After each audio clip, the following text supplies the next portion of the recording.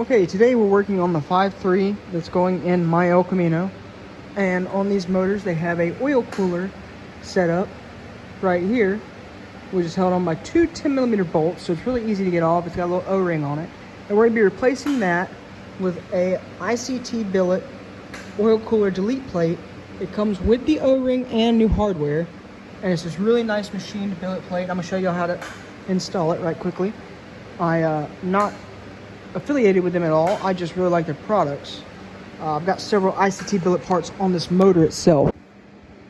551621. So let me grab some tools. We'll get this thing on. Okay, so first things first, you have to take the O-ring out of the package and install it into the billet block off plate. I have to make sure I put this in the right orientation because I have my motor upside down on a stand.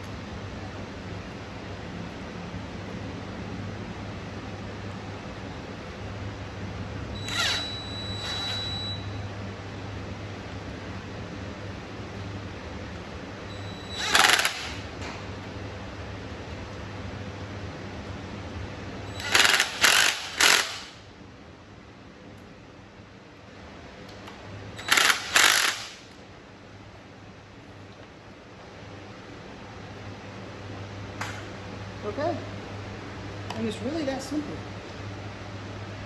I'll link the actual Ict Billet, excuse me, having phone difficulties.